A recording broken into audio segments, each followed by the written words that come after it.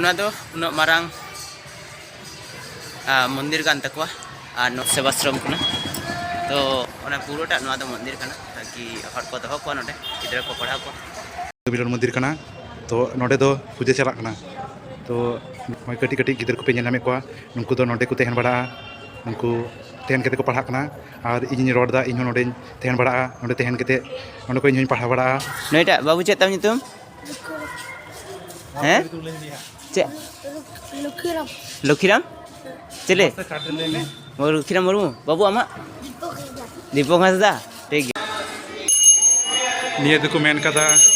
गुरु मंदिर और निये दो शिव कृष्ण मंदिर कना और नियेटा दो दुर्गा मंदिर कना कटी कटी गिदरा को पूजायदा और नोडे कटी कटी बहा बड़ा को नेल कते आडी हाड़ा गिन बुझो केदा मिद आयो बाबा काउडी बांग खरच लागी और बांग गिद्रवा दायित्व बांग हताव दाड़े कान खातिर पैसाते होक बांग पैसाते होक गिद्रा हॉस्टल रे दहो केदे आदो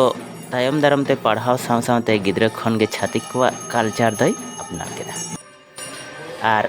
अपनार कल्चर दय बागी हटो कदा आद हटो कदा माने पतो पुथी पढ़ाव काते ᱧᱩᱛᱩᱢ रगे एडुकेटेड ना एनते अपनारा सावता से कल्चर खन दय छुडोरेना नुकु गिद्रा गे तायम दारामे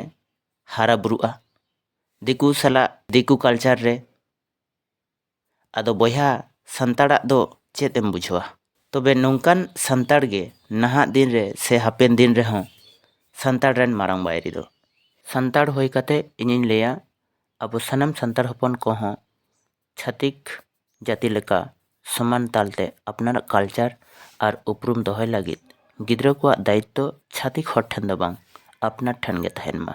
अपनारा दायित्व रे दोहो साव सावते अपनारा जाति सावता रेना कल्चर कथा हों बन सेना आकुमा नोआ चितर नेल काते अपनार संताड़ हपन होई काते नोआ मने ना कथाइन लई केदा मा आदो आपेया राय हों लई ताबन पे तबे वीडियो नेल लागित साय साय सरहाव और नोंकान वीडियो नाम लागित ते चैनल दा सब्सक्राइब तराय ताबन पे।